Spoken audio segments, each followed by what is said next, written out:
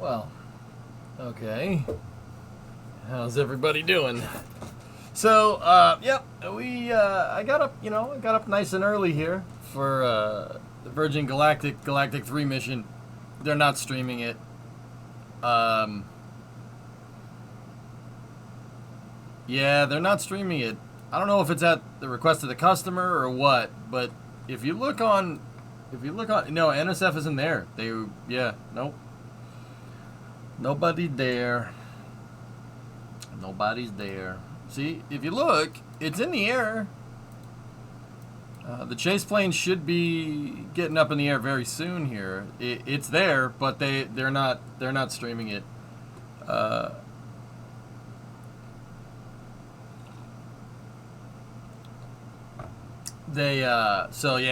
There's no coverage, so it's probably not like, I mean, we could sit here and watch it on ADSB if you want, but that's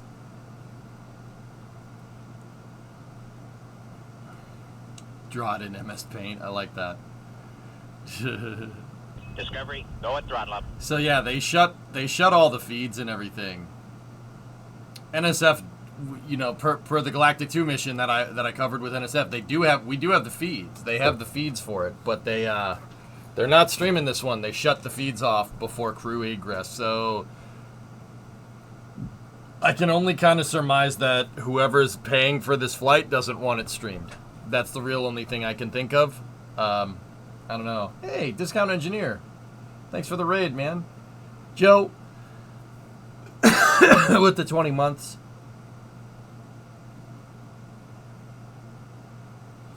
So, yeah, that kind of sucks. But, I mean, I guess that gives us more time to screw around with Starfield, which we do need to. We got a lot of work.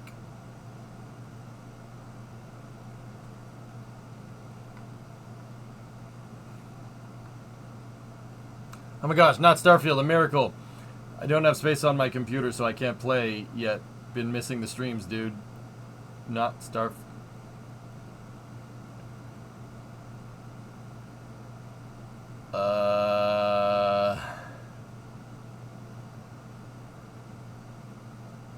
I was basically gonna switch now. Sorry, John. Sorry. Sorry, Starflip. Fluflef. You know what? You know what we can do? Here. I'll keep us in science and technology for a little bit, but we have to figure out that crate situation in Starfield. So we'll change up the stream. And we'll go to the space and rocket review. So, yeah, bad news, Virgin isn't streaming it, which really kind of sucks. Hang on one second.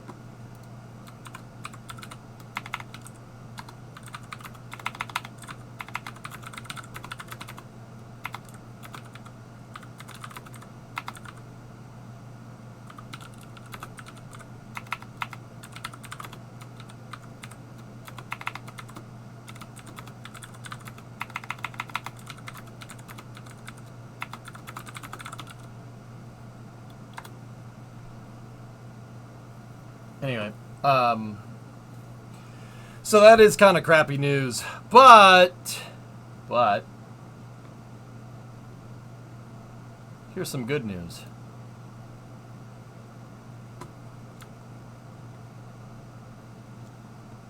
FAA closes Starship mishap investigation from Booster 7 Ship 24 test flight.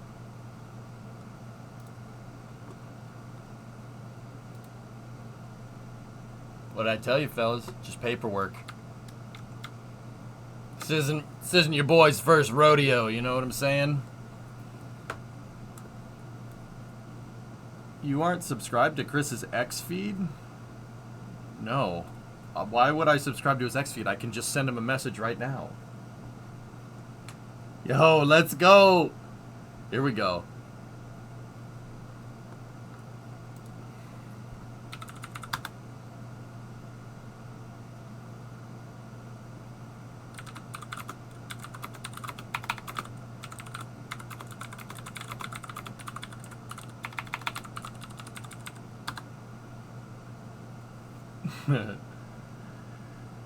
Where's your cowboy hat? I don't know. But sorry, I'm talking with NSF right now. I'm talking with Ryan about something.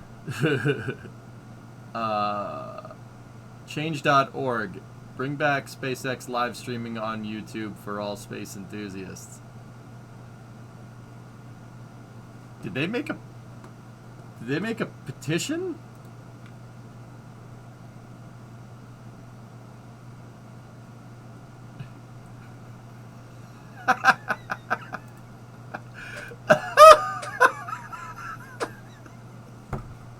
They made a petition. What? How about them Lions, Dustin? Oh, dude, grit. That's what I'm talking about, man. Dude, I watched the highlights of the game because I was working, but man, they pulled it out. That's how you play, man. That's how you play football. Anyway, so you guys could just watch NSF.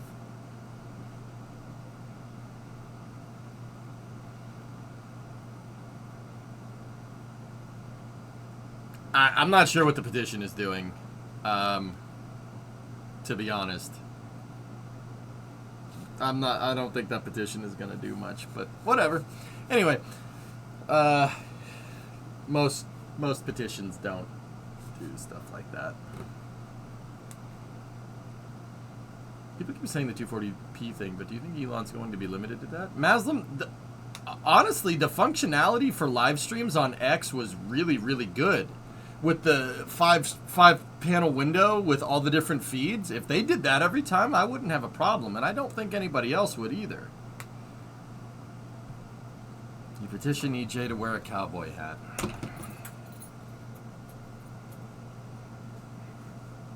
This hat's too small for my damn head. There you go.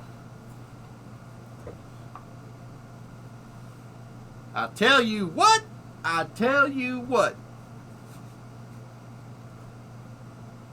This is it's not a 10-gallon hat. It's a 10-liter hat because it's too small. This is way too small. I look like a rodeo clown. And I'm not dude, I ain't even from the country, man. I'm from the city. I know that's a rodeo clown hat, man. Joe, right?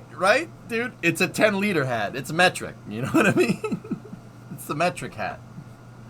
I'll stick to my ball cap, thank you very much. Okay, so like something about cowboy hats. Cowboy hats are fitted. They're fitted. They're not adjustable. Okay?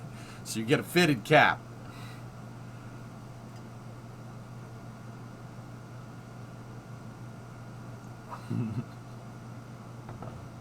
Nethy, don't go mixing imperial and metric units again. That's how we slam things into the moon. No, don't be silly. The Russians used all metric and their rover still slammed into the moon. Just saying. Don't be silly. Don't you go roping my imperial system into this, okay? It's a treasure and it must be protected. I want the metric hat!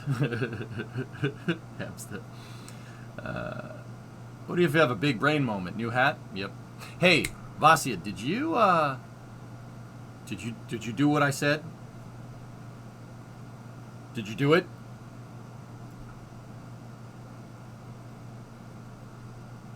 Yeah?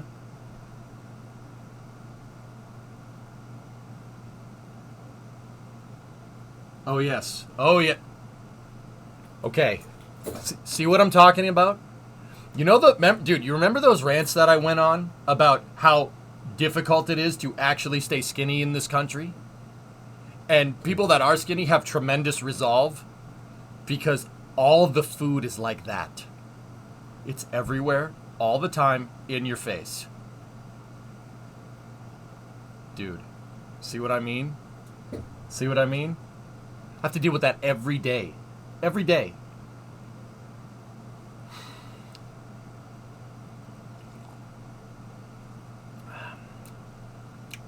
Yeah, every day. Ridiculous. But also, Frosty Nugs, man. Frosty Nugs. That's where it's at. Vasya recently tried dipping Wendy's fries in the Frosty and nuggets, Wendy's nuggets, into the Wendy's Frosty. It is a life-changing moment.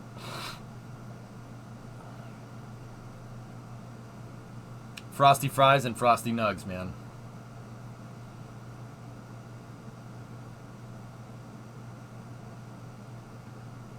No, Tessa, it is way more healthy just cooking your own food. Yeah. Mm-hmm. That being said, stuff's really tasty. It's not good for you, but it's tasty. I didn't get it. Wasn't that you didn't... What do you mean it wasn't that special? It's delicious. Okay. All right. I got another one. I got another weird fast food trick, okay? Go to McDonald's. Get a 10-piece Chicken McNuggets or a Chicken McNuggets of your liking. When they ask you what sauce you want, ask for maple syrup. You're welcome.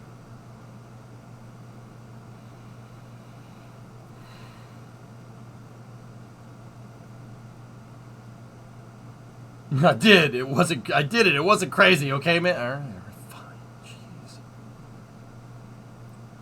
How dare you not validate my terrible life habits? We don't have that here.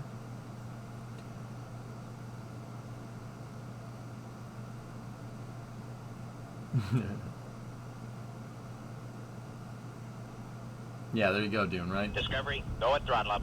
Hey, Alleviate. 44 months. Kind of a chicken waffle. Dude, crunch. Trust me. It's delicious. It's delicious. Another snack trick. Dip Kit Kats in Jif Whips. It's a crunchy Reese's peanut butter cup.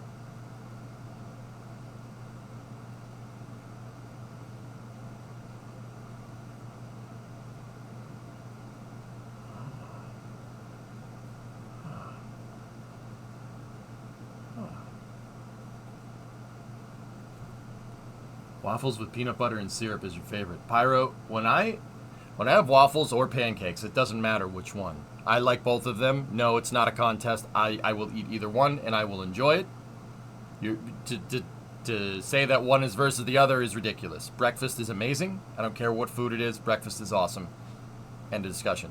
However, when I do have waffles or pancakes, I slather that thing. Okay? Butter, syrup, cinnamon, jelly, peanut butter. Trust me on this one. No, it's not good for you. I feel your judgment through the camera. I haven't had it in a long time because it's not good for you. Grits. Oh, Epsta, you're a grits guy. All right. There we go. Yeah, grits, yellow grit. You had American roommates. Grits, dude. They must have been from the South, Epsta. That's like... Grits isn't a thing where I'm at. Grits is for the southern part of the U.S. That's the southeast part of the U.S. That's where that comes from. Yep. Yeah, that's like Bavaria versus like living in or growing up in Munich versus growing up in Berlin. Not the same. Not the same, right? Right? Same idea. That's not the same at all.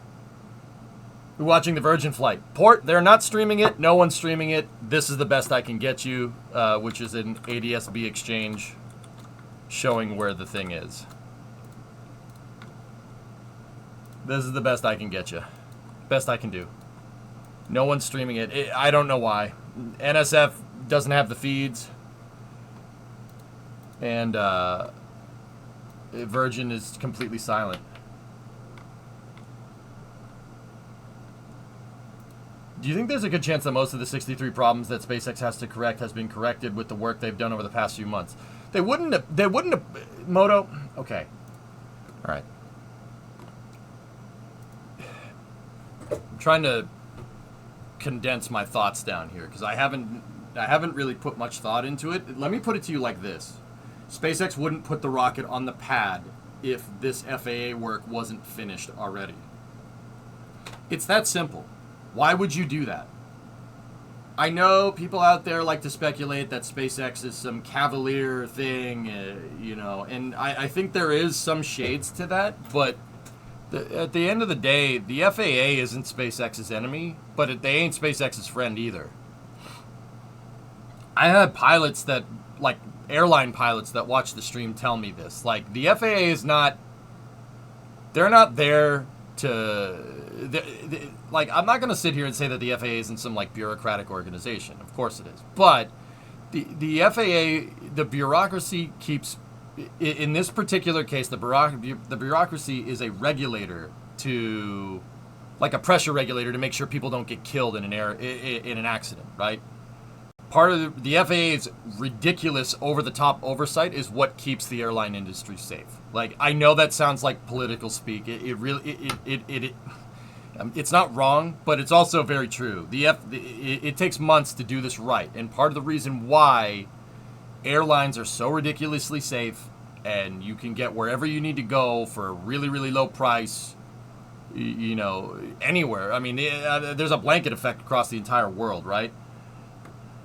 Because the airliners that are made in the U.S. are engineered to FAA standards, right? So for the rest of the world too, right? Like, the FAA is there to make sure that this industry stays nice and safe. And if we want rockets to fly as much as airplanes, well, shouldn't we use the same organization for that? And shouldn't that same organization make sure that the way this commercial industry, this emerging commercial industry of spaceflight evolves is to be just as safe,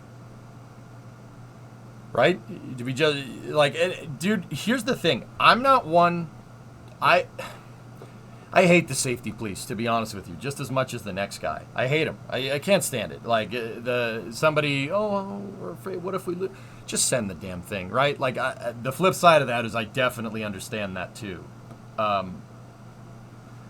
But, and I'm not much for big government, like, agencies and either, but this one is part of the reason why I can get on the FAA is part of the reason why I can get on a plane and fly to Los Angeles and be there in 6 hours and not have to worry about crashing into a mountain.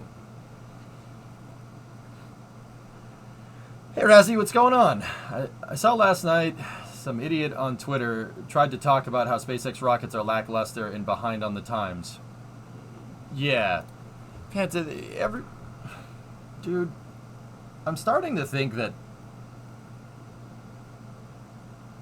So, okay, let me finish my other thought. The other thought is basically, SpaceX wouldn't put that damn thing out there if they weren't sure that they were complying fully with the FAA. What are you going to do? Launch it without them? What's that going to do? Elon knows good and well. I'm pretty damn sure he knows good and well that going against the grain like that is a bad idea. There was a misunderstanding in the past with the test flights. Do you want to do that again? No, he doesn't want to do that again. Why would you do that? That makes no sense. Simultaneously, why would you put a rocket on the pad in hopes to apply for a launch license when the vehicle doesn't comply with the criteria for permitting said launch license? That makes no sense. So what I said when Elon posted the other day that Starship is ready to fly pending regulatory approval, what I got from that is that they are ready to fly with all of the complying requests for the rocket. And the FAA basically just needs to go over SpaceX's paperwork, because the FAA replied the next day and they basically said, well, SpaceX has to make sure that everything is compliant. This literally sounds like finishing paperwork. That's what it is.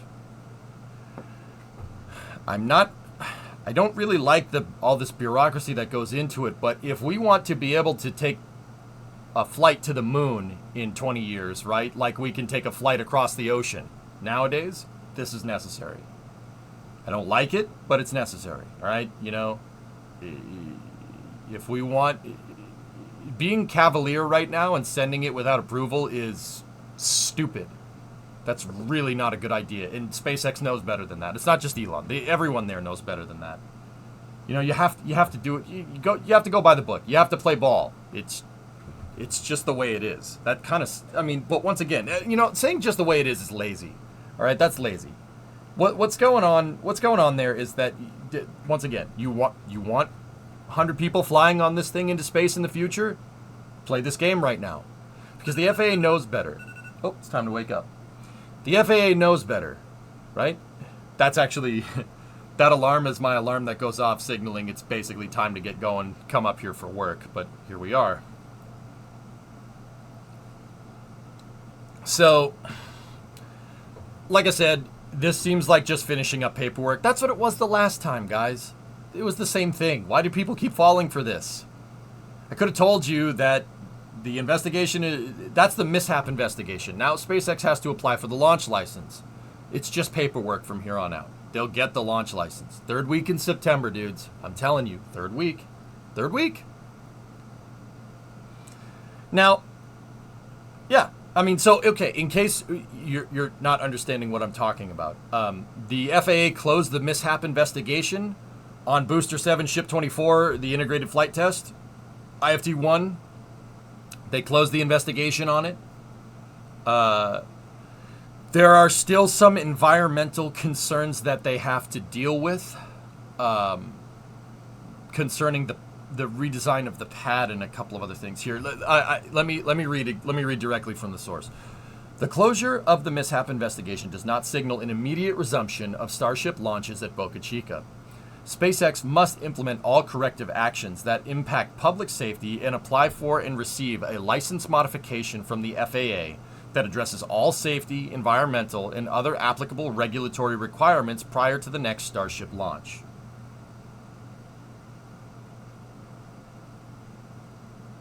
I'm out. I gotta go get mildly irradiated. I hope you're okay. Yeah, exactly, Cirrus. Laying the foundations for regulations now will hopefully make things quicker later as well. Bingo. Exactly, dude. I mean, and here's the thing: the FAA's laws aren't there just because they're arbitrary, right? They're not there because they're arbitrary. They're there for a reason. And if I'm going to reduce it to its base element, the reason why it's there is because some of the laws and regulations that the FAA enforces are written in blood. Actually, most of them are. Part of the reason why the airline industry has gotten so ridiculously safe is learning from all the damn plane crashes that happened that killed people over the years. Sucks, huh? It would probably be prudent to comply with those laws, especially if, Elon says you want Starship to work like a 747. Okay. You want it to work like a 747? How about make it subjective to the same regulations that the 747 does? That's a good start. Now, I understand fully what a 747 does and what Starship does are not the same thing.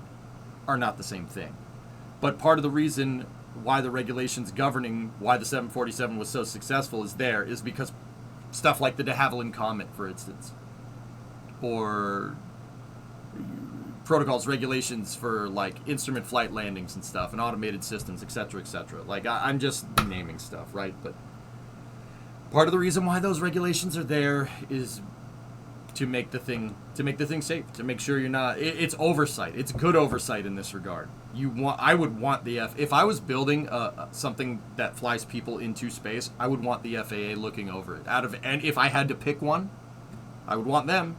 Definitely don't want the NTSB looking over it. Then you got a big problem, right? Don't want that.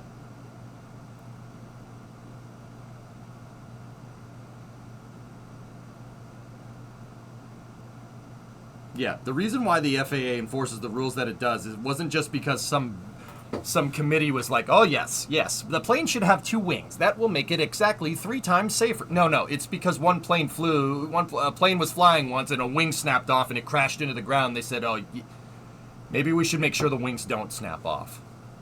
You know what I mean? It's probably a good idea. 154, am I right? Like, I don't mind it. I think the FAA is actually pretty damn good about getting stuff done without caving to the SpaceX mob, you know what I mean? once again, I'll end it with this. The FAA is not your friend, but they're not your enemy either. You know? And seriously, another thing to think about is that, you know, they're laying the foundations here. That's going to make it easier for other companies to do the same thing in the future. You understand what you're picking up what I'm laying down, aren't you? Yeah, you're picking up what I'm laying down. Yeah, you know what I'm talking about? This is a good idea. And yeah, SpaceX is doing good blazing that trail, dude. But yeah, it comes back down to what you see. What you see. Why would they put the launch vehicle on the launch pad? Why would they do that? Would you apply for all those road closures, all that personnel, moving that 220-foot booster, 70-meter booster, all the way out to the dang pad, right? Closing all the roads, packing up everything, putting it on the freaking pad. Why would you go through all that's like millions of dollars worth of movement right there? Why would you go through that if you weren't sure? Right? Why would you do that? And the answer is they were sure. It's just basically finishing paperwork. Like I said this a week ago. Why do people keep picking up others put down? It was put down for a reason. Yeah, Sirius is like, very true. The Environmental Agency saw an opportunity for money. There are suddenly endangered species living near the launch pad. Pyro, yeah, that's all fine and dandy, but the flip side of that is putting a launch site in a wildlife refuge is literally one of the most symbiotic and best things that you could do for any wildlife refuge and launch pad. It's funny to me that people are trying to make there are environmental groups that are trying to make the argument here that you're endangering endangered species when basically putting a launch site there basically means that area is never ever going to be screwed with ever again, because nobody wants to be near a rocket when it goes off. Am I right? So, I mean, and the precedent there is Kennedy Space Center, which has the Merritt Island Wildlife Refuge around it to make sure that people aren't near rockets when they go off, because if they blow up, it's going to hurt. You know? So, any environmental group saying, oh, there needs to be more oversight, there needs to be... Dude, it's you're looking at gift horse in the mouth. This is one of the... Putting a launch site there is one of the best ways to make sure that nobody will ever build anything there. There's never going to be urbanization there. There's never going to be sprawl. The beaches will stay preserved. It is basically a checkmate for a wildlife refuge. Like, I think people are looking at it the wrong way.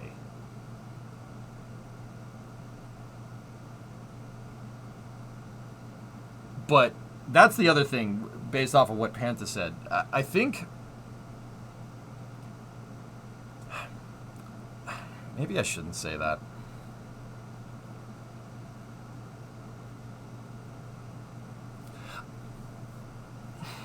I think that...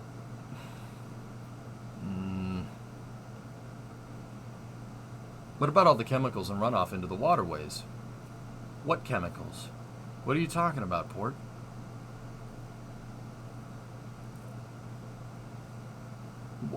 What chemicals specifically, dude? Can you give me an example? Last time I checked, SpaceX is venting water and nitrogen into the environment and oxygen. So H2O, N2, and O2.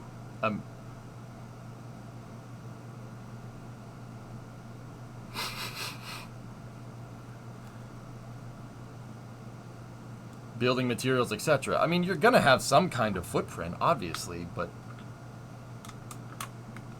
You're going to have some kind of footprint there, but... The thing about ecosystems is that they're pretty damn robust. The industrial impact there, the industrial footprint of Starbase is not going to screw up the local ecology permanently. It's not going to do that. It's not like SpaceX is pouring kerosene into the waterways, dude. Look, Port, let me explain this. Let me explain it like this. KSC, Kennedy Space Center, has found a symbiotic relationship with the wildlife refuge around it for the last 60 years. The point I'm trying to make is that if KSC has been doing that, rocket launch pads and wildlife conservation has been working hand in hand since the 60s, right? Why is this a big deal in the first place in Texas? Why don't you just do what you're doing over there, over here? You know, people are making these big concerns. They're all these concerns. I'm concerned about this. I'm concerned about this. I'm concerned about this. All right, that's fair to have that concern. Absolutely. It's not to say that you aren't, but you know, here's the thing about good ideas like that. All right.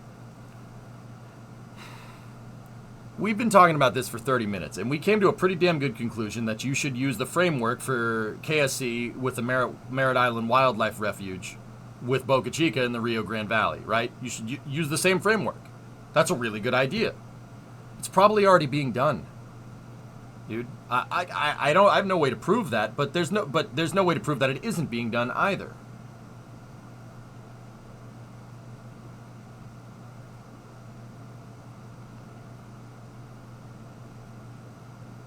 KSC even gives alligators jobs as security. Win-win. There you go.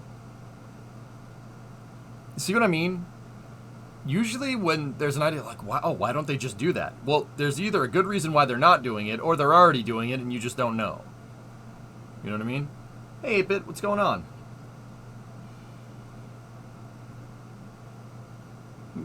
Guys, the point that I'm trying to make here is that, look, they would not have launched. They wouldn't have launched IFT-1. They wouldn't have even built Starbase as if it was even a concern. Like,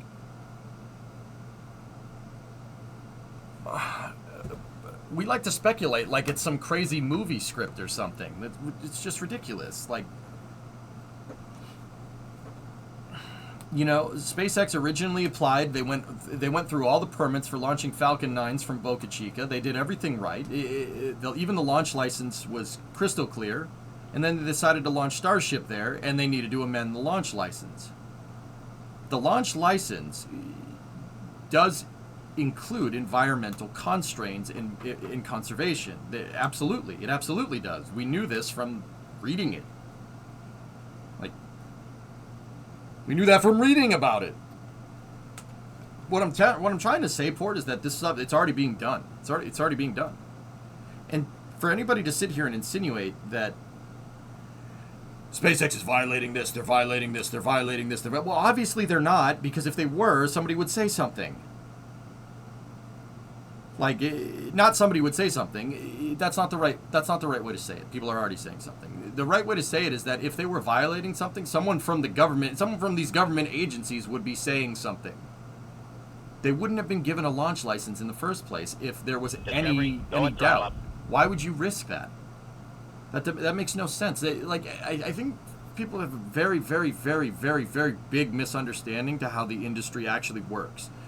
And this is where I was kind of going with this. I think that people are very, very, and I'm myself included.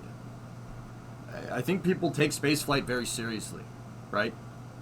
I think people are very passionate about it. I mean, look who you're talking to, right? I think people are very passionate about it, and I think because we have such a deep connection with spaceflight, or at least, I mean, I do. Like, I love this stuff. I can't get enough of it, right? And a lot of people in here are the same way, right? I think because we have such a deep connection with it that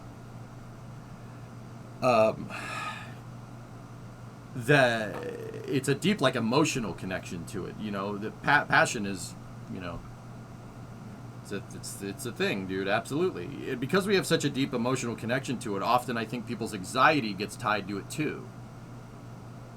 And I think all this speculation that you see on Twitter, on X, or whatever the hell you want to call it, I don't care. You can call it whatever. I think it comes through with people's opinions on things. And I think that's an important thing to take into account. Like, there's a lot of SpaceX fanboys out there, right? I don't mind SpaceX fanboys. They're just passionate about what they do. But the problem there is that you let your passion override everything else. Passion can override judgment. Absolutely. Most emotions can override judgment. That's humans. What do you want? So, I see all these people try to say this or, oh, SpaceX sucks or Elon sucks or whatever. Like, and, I'm not trying to say that there isn't merit to some opinions about that, obviously. But there's a lot of folks that it's very obvious. It's very obvious to see that when you let, your passion about spaceflight or your passion about environmental conservation override your judgment. And because SpaceX is so high profile, I think we see that a lot. It's just, take that for what it's worth. That part that I just said is very much my opinion. I'm probably wrong. Maybe I'm not. I don't know.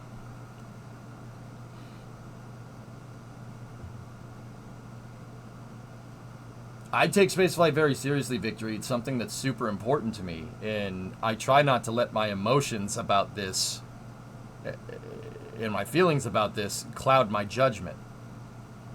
Because emotionally, I'm just like, okay, so like if you think about this at face value, if you let the limbic part of your brain override the cortex part of your brain, or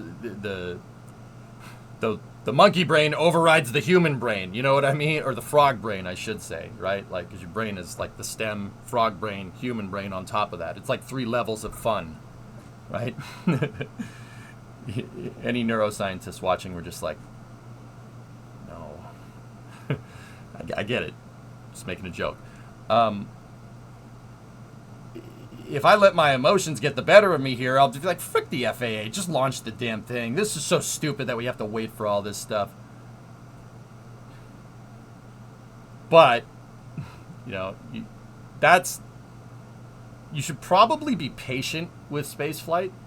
Spaceflight takes time. And if you rush it, people die. Just like airplanes. So that's what I mean. It's better to not let your emotions get the best of you. You know what I mean? Yeah, you send it in KSP when you're not sure if the rocket's going to work. See what happens. What about the positronic brain? Well, that's a better design, I think, Jim. That's a better design than this. But this one is not bad. Not bad. We've had millions of years of iterative design, just like SpaceX. Millions of years of iterative design. Very good. Yeah, Alleviate, that's what we're talking about.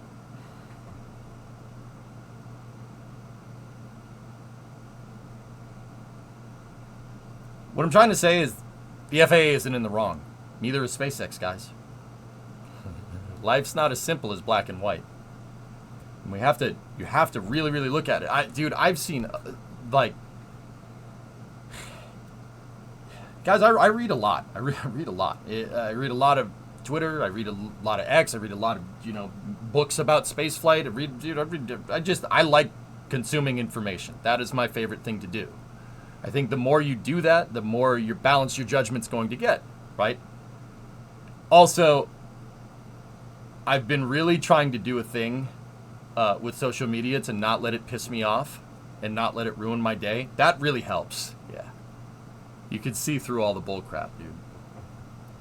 Have you seen the Demos showroom? Their ships for sale are huge. Yeah, I've been to Demos many times, Alleviate. I like the Demos ships. I think the Demos ships are really cool. That's why all my ships are the red pepper, jalapeno. Those are all Demos parts with other parts attached to them that make them go fast. I like going fast. Certainly a lot of people are not big fans of certain things Elon does and says, but still extremely interested in SpaceX and everything they do. It's a weird thing. Yeah, Krylox, the truth of the situation is that Elon is, I'll start with the good. Elon has fundamentally changed civilization with electric cars and reusable rockets. Like,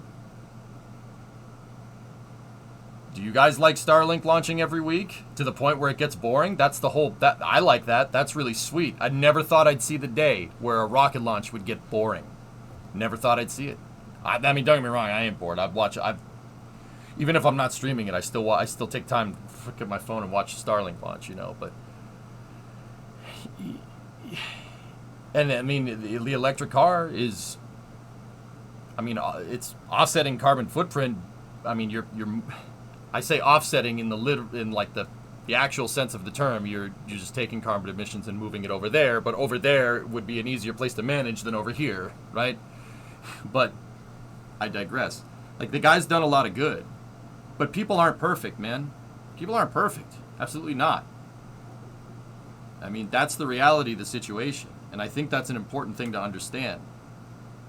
Even people that you don't like can still do good. And even people that you like can still do bad. We aren't perfect. That whole emotions overriding judgment thing. Everybody's susceptible to that. And that's contextually, it's an important thing to understand. Because there are times where your feelings might be right about something, or your judgment should be right, and you know, it's one or the other, dudes. Like, just something to noodle on, I suppose. I don't know about you guys. I see Teslas everywhere, every other freaking car, and I'm not upset. That's cool. I think that Model 3s though are becoming the Priuses of the road, and I'm not sure how I feel about that as a car guy, but whatever. Disney and Ford are perfect examples. There you go. What's your opinion on his... You should have stuck with art school. That's what I think. Talk about emotions overriding judgment. That guy is a freaking manual for that. Did you see the SpaceX update? Yep. I'm still not sold with electric cars. We're just ending problems for others, as you said. Yeah, Port. I mean, electric cars aren't the end-all, be-all solution, okay? But they're not they're part of the solution, okay? They're part of a solution. Now, Port. I mean, just to shift the subject a little bit, I don't think we should totally reduce our carbon footprint to nothing. Because then, you know, you go in the other direction, Earth gets O2 saturated, and that's bad as well. We don't want that. The whole point is finding a balance, right? Now, don't get me wrong. The flip side of that is that, well, we're tipping the scales way, way, way this way for a CO2-rich atmosphere, and I understand that. That's right. But even electric cars, right? Electric cars are just shifting. I mean, energy consumption is energy consumption. One of the best things that I've learned about how energy works, and this is thermodynamics, right? It's quantitative. Energy never goes away. You can't have 1 + 2 = 2. That's not how that works. Energy does not work like that. Energy is straight addition or subtraction, right? But the numbers you subtracted never go away. They don't just cease to exist. Energy is energy, and so, like, for instance, okay, you fill up a car with gasoline, or you charge your electric car. You're taking electrical energy and converting it to kinetic energy, right? But some of that energy gets lost when you step on the brakes. You're converting kinetic energy to heat energy, right? With the Tesla can scavenge that heat, regenerative braking on the Tesla will pick up some of that energy, but you're still going to lose some of it to heat when you stop with the brakes. But that energy doesn't just fade into nothing. I was about to say it doesn't just bleed off into thin air. I mean, it does because convection, but that energy goes somewhere. It has to go somewhere, right? The second you understand that is the second we could really understand what electric cars are doing. And that's what I mean about shifting the problem. I think electric cars are great for, like, cities. Excellent for a city. Excellent. Perfect. Short distances, city driving, electric cars are perfect for it. Right? It doesn't get better. Like that, from an engineering standpoint, the efficiency is unmatched in urban areas. Now, don't get me wrong, I know some people are going to see that and be like, oh, he's going to say that gasoline cars, the range anxiety and stuff. No. Electric cars can be used out on the road too. Sure, absolutely. But you're still shifting. I mean, you're still shifting the energy problem elsewhere, all right? The energy for a car, for an internal combustion engine car, is decentralized, i.e. it's in the, well, it's not decentralized. That's not really the right way to say that, because the energy isn't decentralized. So the energy is in the gasoline. It's the energy density of a hydrocarbon, right? But with an electric car, it's the energy density of an anode and a cathode, so a battery, right? But where does that energy come from? Now, don't get me wrong, it's easier to put electrical energy, like electrical energy is way more efficient than internal combustion energy. Why? Because an electric motor is way better at applying that energy actually to the road. Like, a lot of the gasoline that you use in your car is just used to heat up the engine. That's it. With the piston going up and down in a 4-stroke internal combustion engine, right? Some of that chemical energy is being used to blow up and make the piston go down and turn the crankshaft, right? But a lot of it is heat. That's why cars have radiators. Heck, even electric cars have radiators, but electric cars have radiators for a different reason. They're trying to keep the battery at the same temperature because batteries start to get weird if they get cold. They don't work as well. Simultaneously, if they get too hot, they don't work at all because they melted. But you're taking that energy problem and you're just shifting it somewhere else. Because the gross truth is that, unless we start building nuclear power plants everywhere, power plants are still powered by hydrocarbons. Hydrocarbons are still the easiest way to make energy. Drilling up dinosaurs out of the ground and putting it in a power plant instead of you putting it in your car is still the best way to make power.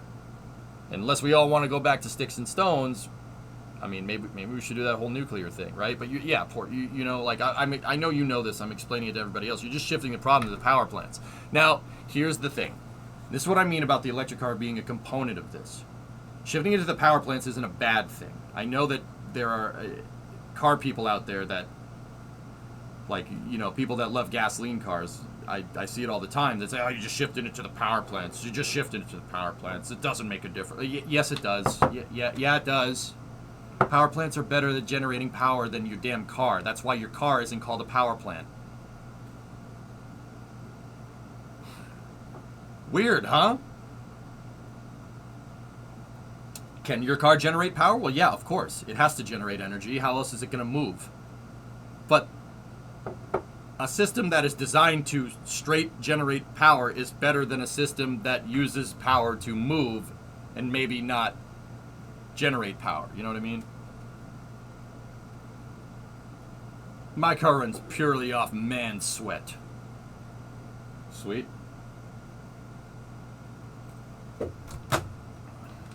Be careful. The last time a guy tried to make a car run off water, he was killed. Just kidding. So, like I said, unless we want to go about building nuclear power plants, which we can do, that is not it's not an unsolvable problem. People treat it like the discourse I've seen is treating power plant production like it's some, I don't know, the grid will never be able to take it. Yeah, bull crap, it won't be able to take it. You telling me we can't solve that problem? That's so stupid. It's the stupidest thing I've ever heard. We're humans. We put people on the moon. Of course we can solve that problem. VSS Unity has done a thing. It's on descent now. Cool.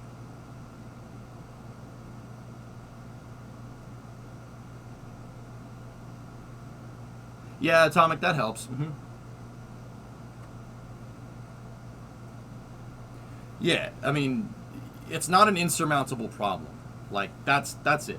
And, I mean, serious, yeah, dude, we're just shifting the energy somewhere else. NPPs are the best way to do it, dude. The safest ways of generating power. I mean, and, I talked a little bit about energy density, right? Like, here.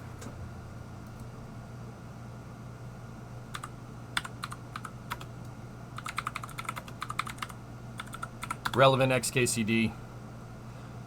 You want to see the benefits of an MPP here? Take a look at XKCD 1162 by Randall Munro. So look at the energy density of that stuff right there. So this is how energy is measured in joules. Okay, so this is fuel energy density in terms of megajoules per kilogram. So how much energy does a kilogram of any particular thing have? Sugar has 19 megajoules per kilogram. Coal is 24. Fat is 39. Turns out, yeah, you have a lot of energy stored if you got some, pack the cheeseburgers in, right? Gasoline is 46. Uranium is 76 million megajoules per kilogram.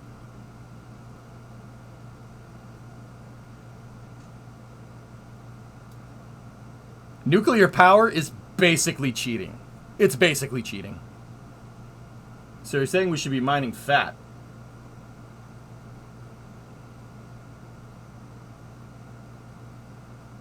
Liposuction exists for a reason, man. No. Maybe we should make it into soap. Wait, no, I've heard this story before. Don't do that. Lipo power plant. Oh, there's probably something very unethical about that, but also, in this day and age, we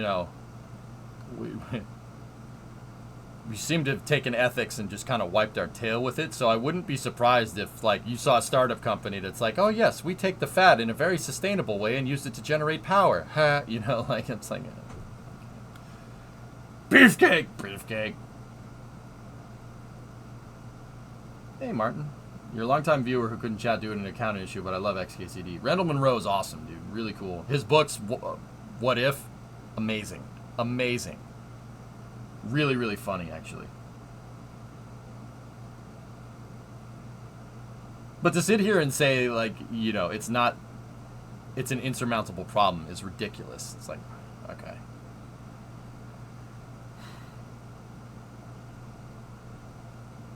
Frankly, it would be interesting if they took excess fat from animal processing and turned that into power. Hokey, I'd be curious to see what take the meat packing industry, right? The slaughterhouse industry. Where does that fat go? What's the byproduct there? What do they use it for? And how much energy are we talking about here?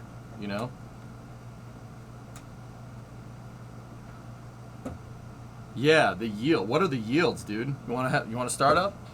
The heck with a human liposuction factory, dude. The meat byproduct, man. That's basically a food waste incinerator, which is a real thing. Yeah, AMS, there you go. See what I mean about those good ideas?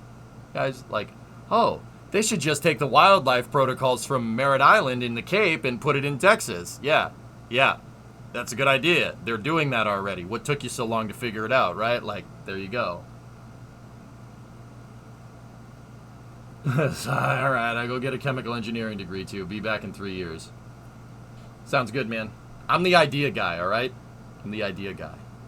Okay.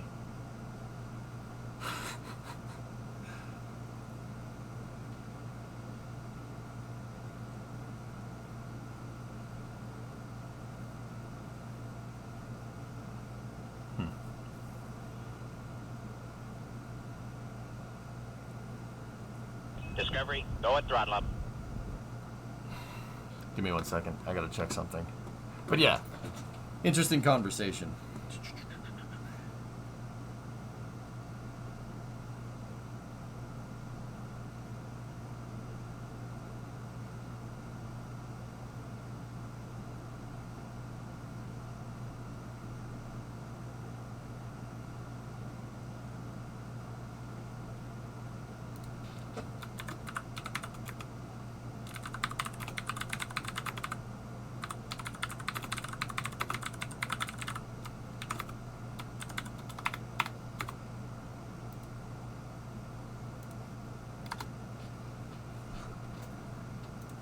Anyway.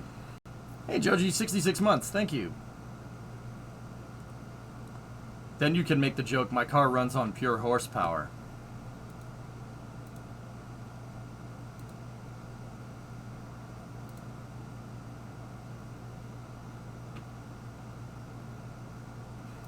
It'd be worth it for the dad joke. Oh, yeah, Mukai. We're gonna play the snot out of cities. Probably more than I'm playing the snot out of Starfield. The Matrix is using fat people cells for fuel because we make terrible batteries. I always thought the Matrix, using humans as a battery is kind of stupid. Like, you'd be better off making AA batteries. AA batteries would be a better power source than a human.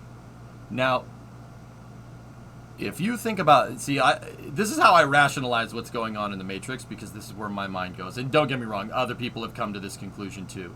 If you think about the Matrix, the movie, right? So we're talking sci-fi now, right? If you think about the Matrix, and you don't think of the humans as batteries, but you think of the humans as cloud computing, like the Matrix is using part of your brain for cloud computing, like computers are used for cloud computing, it makes a lot more sense. But I'm fairly confident that in the 90s, if they had said that it worked, like it's supposed to be cloud computing, people would have gotten really confused. Yeah, cloud computing was like not a thing yet. It was theorized, but I'm pretty sure it was theorized, but it wasn't a thing.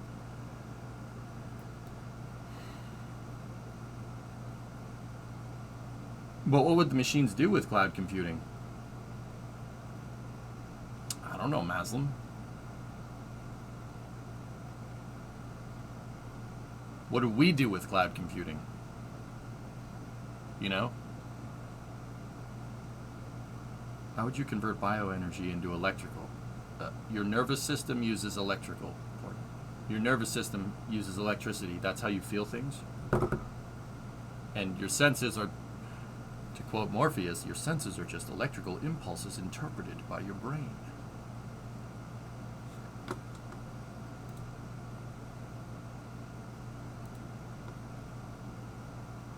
Oh, there you go, AMS. Sorry, I can see the link, dude. I can see it.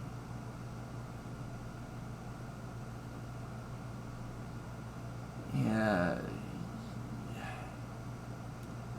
Maslam, to harvest heat from humans and use body heat as energy is humans would need to be connected into a superconductor. Like in order to get all the energy out of a human to make it worth it. Like, I can't believe I'm having this conversation. My ethics flag just went up in my head. Maybe we shouldn't have this conversation.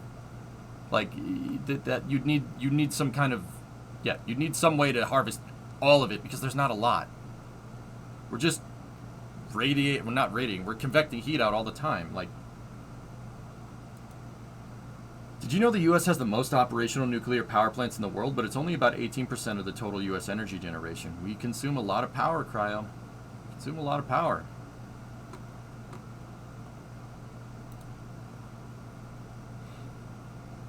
Yeah, my ethics flag just went up in my head. I don't want to have this conversation anymore.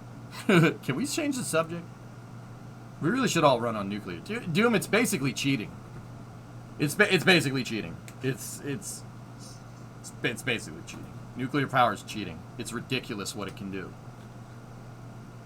That ethics flag went yellow. It's like, maybe you shouldn't say that, you know? Yeah, Drummer, no coverage, dude. They didn't stream it. It already did it. It already did the thing, but yeah.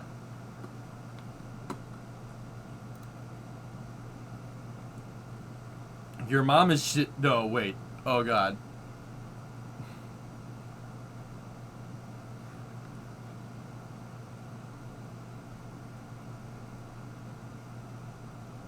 Yeah, right, Martin? Exactly. Like, why would you give humans energy and then harvest the energy off the human? It's thermodynamics. You're always going to lose a little bit. That's just adding a step. Just harvest the energy. Why don't the machines just frack the hell out of the planet? They don't care about emissions. What are they going to do, not operate? You know, like... And to even insinuate that humans scorch the sky because the machines run off solar power, like... What? We're poking engineering truths in the Matrix right now, if anybody wonders. I mean, it's still a good movie. I liked it. I think it's a sweet movie. But it's just that, a movie. I don't get the fear amount. The amount of incidents per capita is abysmal compared to... It's... It's not that, Doom. It's...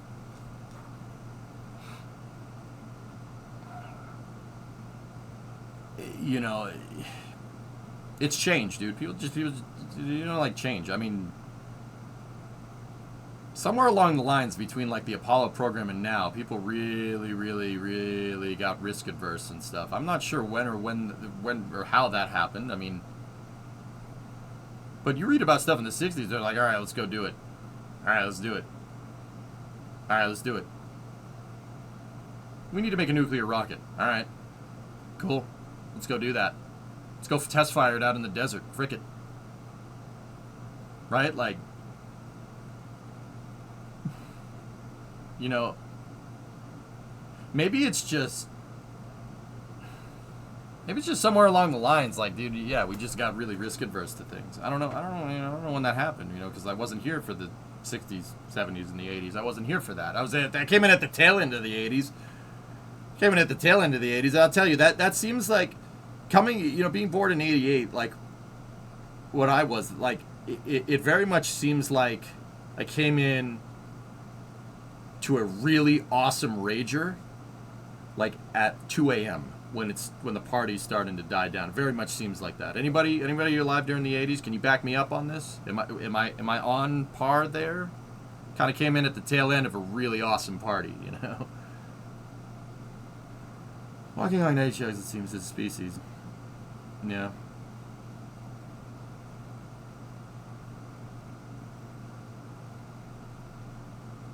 Yeah, of course. There you go.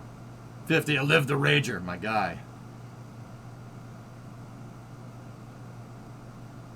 And the 70s and the 60s just sound like chaos to me as somebody that didn't experience it. It sounds like freaking chaos. Like in a good, fun. Like really fun. But I don't know. I wasn't there. That's how I think of the 90s. Now, I grew up in the 90s, dude. I experienced stuff like Summer Car, dude, because the 90s kind of... I think 2001 killed the 90s, to be honest with you. I got the tail end of that, too. 90s, dude, it was fun. It was fun times.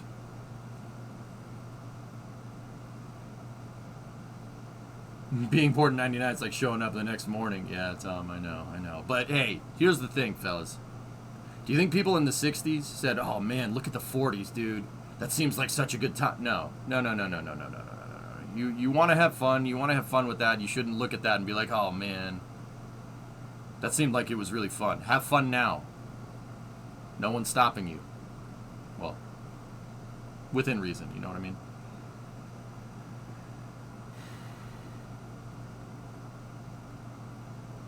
But in the 60s, all men had to wear ties to work.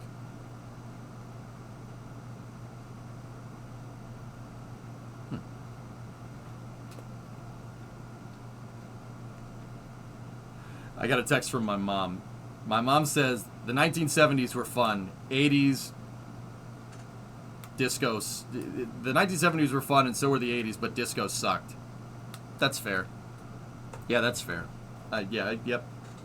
Thanks, Mom. Appreciate it.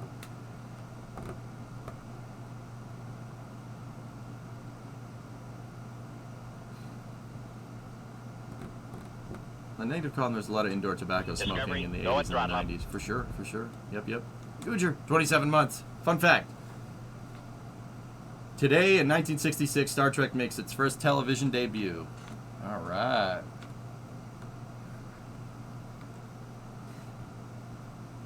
Disco Slam. You just had to know the right records. Do you think you could make this fly in KSP? Pythos, I can make anything fly in KSP. I could make a flying cowbell fly in KSP if you really want me to. Could I make that fly in KSP? Let me see. Like, what type of flying are we talking about here, dude? Like, what do you want? Do you want this to fly into space? I can make it fly into space, sure. Are you going to cover the ULA launch? Cryolox, I am doing the NSF coverage for ULA tomorrow. Yeah, I'll be here early in the morning. Unfortunately, I'm not going to be here to stream on Saturday. I have other prior commitments. Hi, Mom. I know, I prioritize my time. I'm a freaking adult. Leave me alone. Jeez. Swear if I get a text. No. No. Shh. I'm gonna get slapped for that. Did you notice what Star Trek predicted correctly? Voice recognition, cloud computing, and the iPad. Life imitates art, dude. Life imitates art.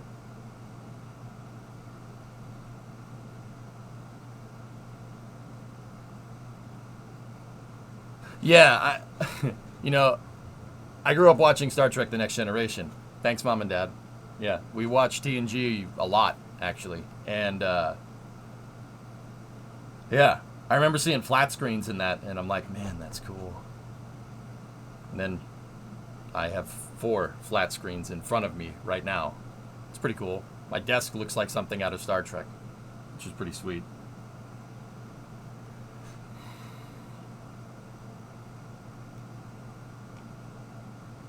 There were other motivations behind people pushing the idea that disco sucked, even if they weren't aware of it.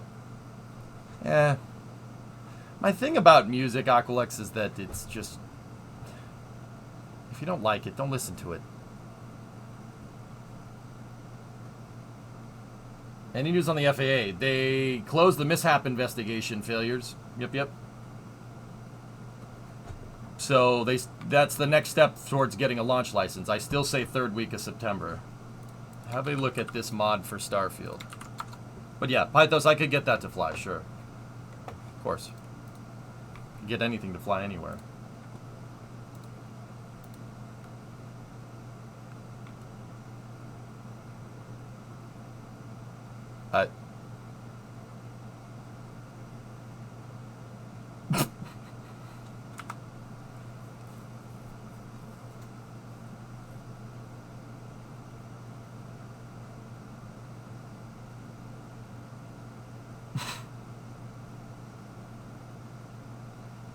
Yeah, that's right, TJ. Mm-hmm.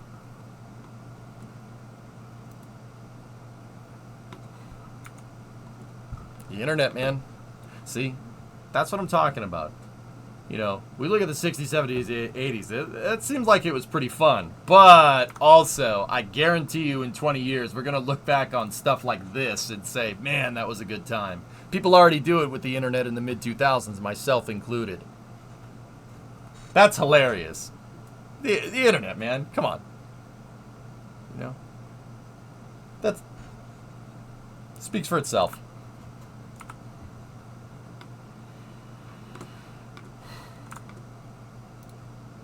You know? It is what it be. So, go out there and have some fun. Or just spend it on the internet. That seems like fun, too. I would say probably should go outside, but the outside is fun. I know a lot of you guys are like, no.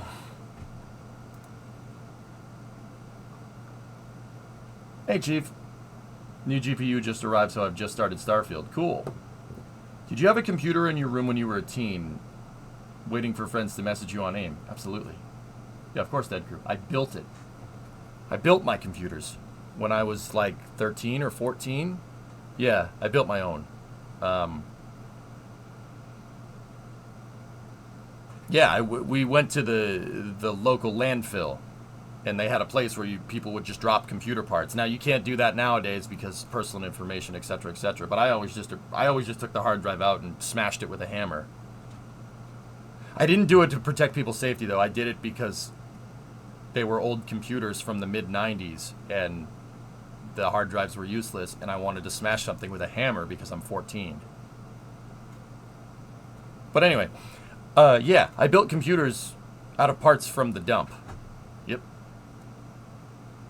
I remember one time I found a Pentium 4, dude, at the dump in, like, well, maybe it wouldn't have been a Pentium 4. Maybe it was a Pentium 3 or 2, something like that. It was the early 2000s.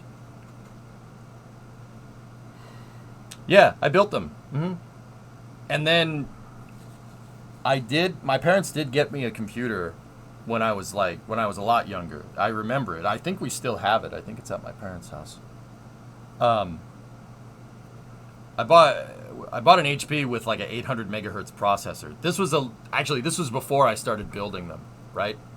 I bought an HP with an 800 megahertz processor and like, I don't know, 128 megabytes of RAM or something. It was something stupid. But it was the late 90s. What do you want? Like, and then I took that apart and I found parts at the dump, and then I bought a computer case with a window in it and an LED light, as one does, and I took the junk computer parts, out of the computer that I wanted, an HP computer that I wanted, and that case, and I put it all together. No, what was the computer that came in the cow print box? Gateway.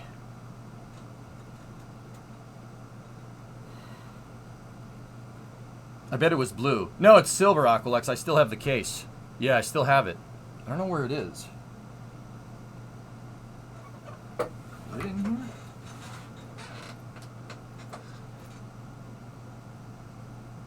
Where would it have gone? I know I have it. I know I had it when we moved. Hang on a second.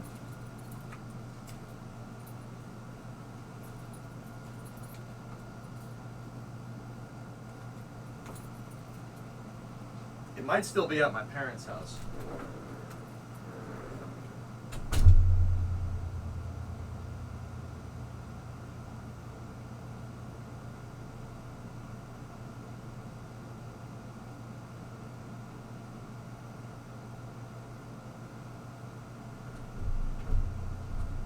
Yeah, it's still at my folks' house. That was the other computer that I built. I meant the LED. No, multicolored.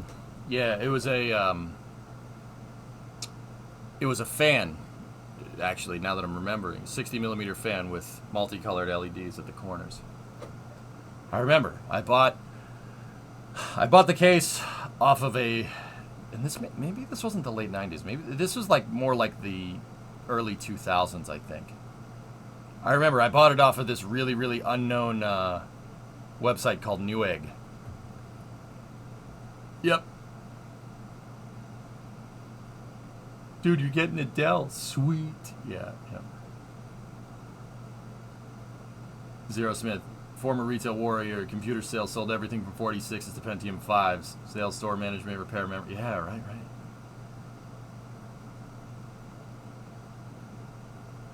Yeah, I went and built mine out of parts. Yeah, I went and parted it, dude. It's probably why I like tinkering with things so much. Did you cover the Starship update? Yep. Remember Comp USA? Yep. Yeah, there was another website that I used to buy parts from back in the day. Tiger Direct? Tiger Direct. I was really into hardware for a long time, so, but not so much nowadays. Like, but I can still build a computer. It's not a big deal. I just kind of keep that on the down low, you know. Tiger Direct, they just closed their site. I remember my mom always buying books online. I thought was so weird. Yeah, that became Amazon, right? Comp USA worked there. Computer City worked there. So many closed stores. Yeah, Zero. Yeah. Circuit City.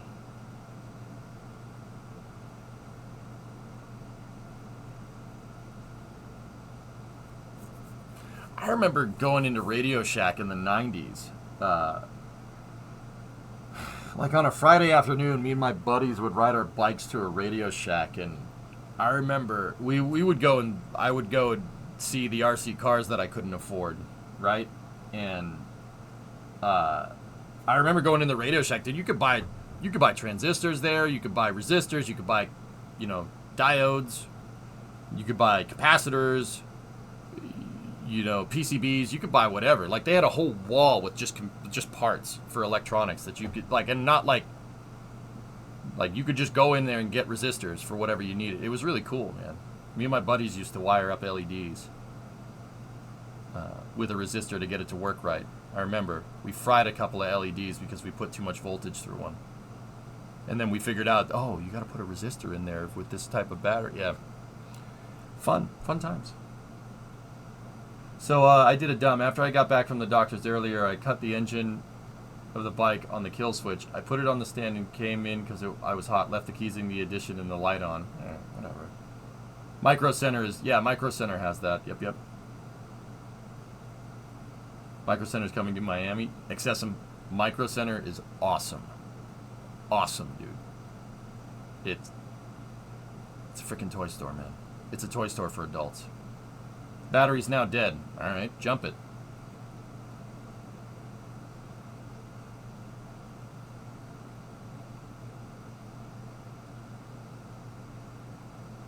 Yeah, Aqualex.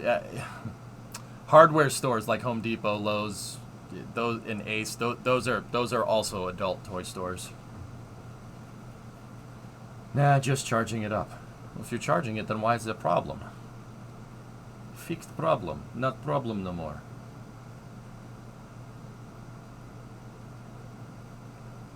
Nice, man. Yeah, it's cool. Anyway, yeah, building computers. Fun times. Ad time from Postal? Alright. Shall we Starfield?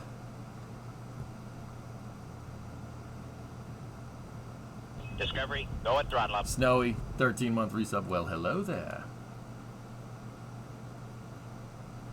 Yeah, Dave. I always go into the hardware store, and I'm like, oh, I could do with another wrench. I think I should buy one, boy. Starfield with 96 gigs. Yeah, that's right. I put the RAM in the computer this morning because, yeah, Virgin. Yep. Decided not to stream anything. I managed to snag myself a title promotion. You're now a senior professional services engineer. Title promotion is cool, but it's not. Is it an actual promotion? Oh yeah, auto. Yeah. Yep. Arbalest, I'm with you. Gun shops, hardware stores, auto stores, Micro Center. Yep.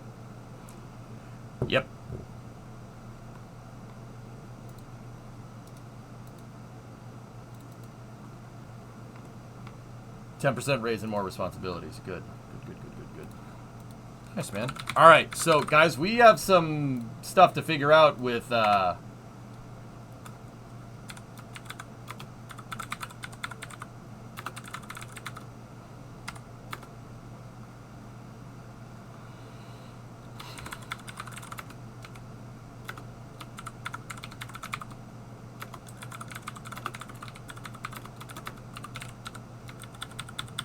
we have to start, we have some stuff to figure out with Starfield.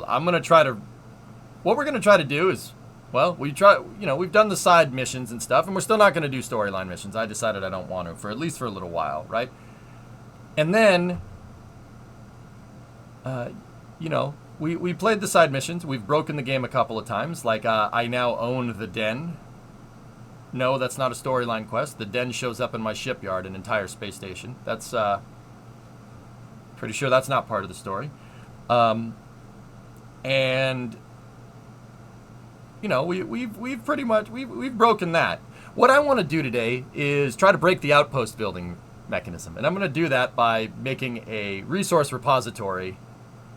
A resource repository that that has a crate for every single type of craftable resource in the game. If anybody out there can find a mod to uncap the build limit for outposts, we might need that. Yeah, we're probably